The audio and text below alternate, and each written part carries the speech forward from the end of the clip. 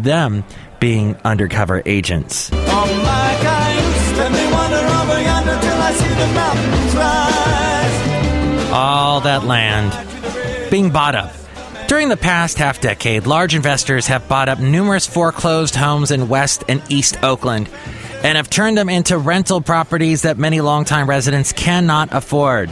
But few landlords own as much property in Oakland as Neil Sullivan, founder of the Sullivan Management Company. In fact, the Sullivan Management Company currently owns hundreds of homes in the city, nearly all of which are in West Oakland. Sullivan began to assemble his extensive portfolio of property holdings in Oakland in 2008 when he pounced on a once-in-a-century opportunity made possible by the foreclosure crisis to buy up houses in West Oakland for half price.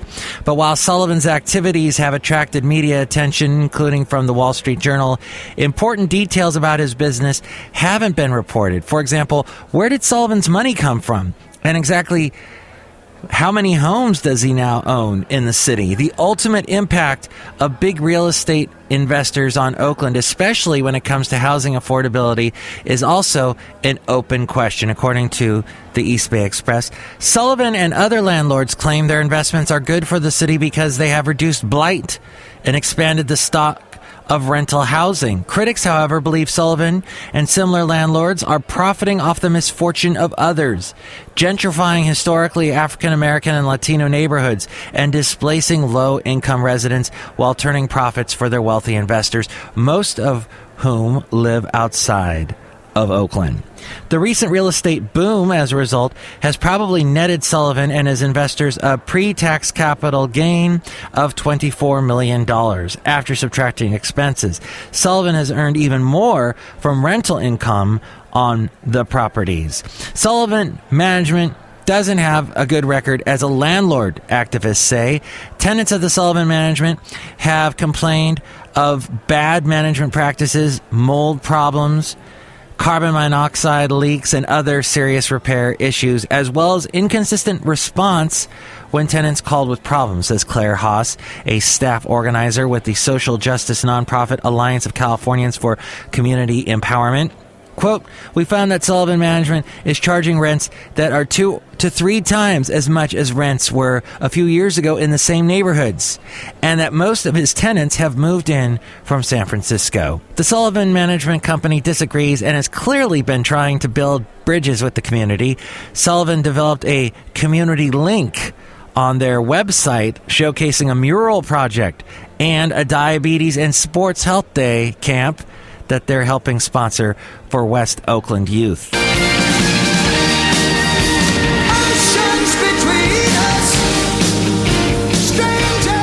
That is Survivor with the recently departed Jim Jamison.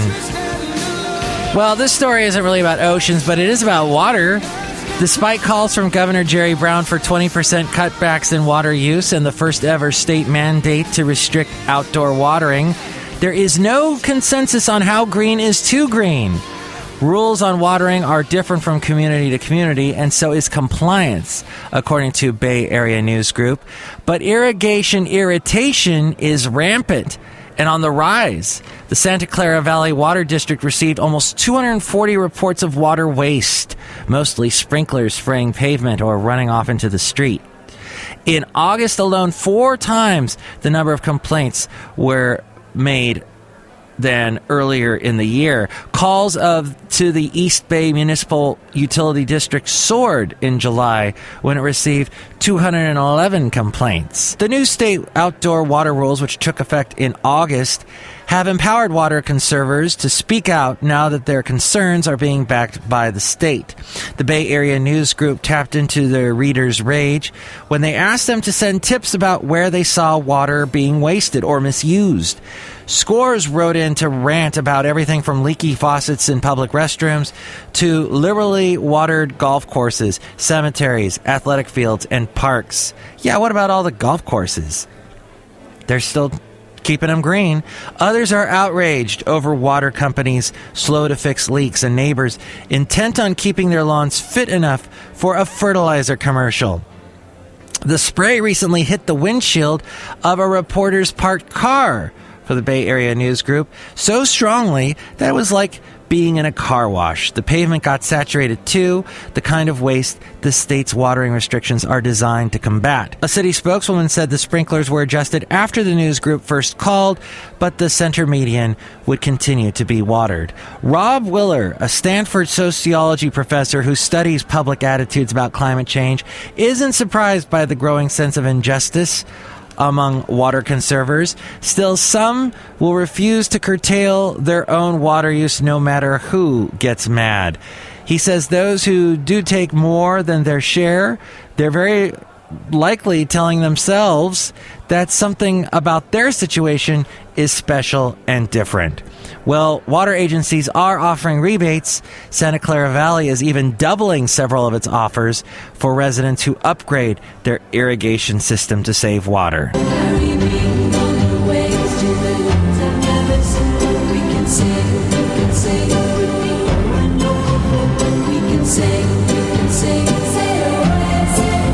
More ocean stuff. This time we really are talking about the ocean.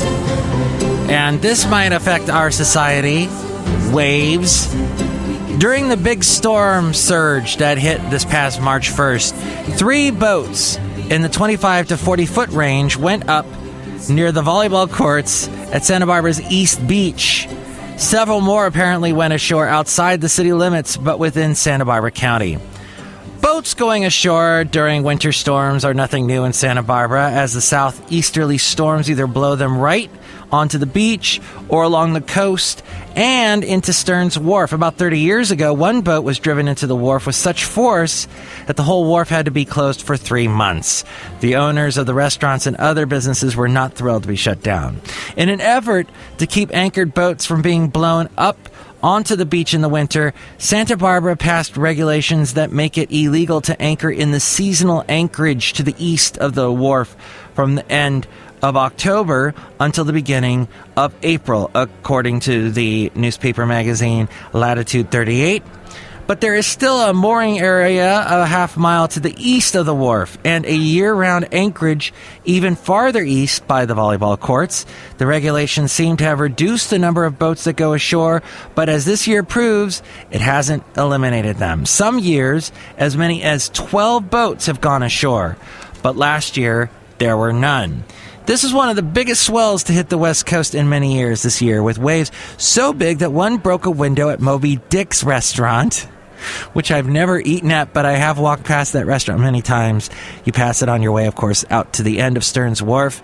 You can also see Stearns Wharf in the Batman movie, the old one, not the one that predates Tim Burton, the one with Adam West. It was, I think, a made-for-TV movie. You can also see this video of the wave crashing through Moby Dick's on YouTube. The storm that brought this wave was forecast well in advance, so it took nobody by surprise. Lots of boats came into the harbor to take safe haven.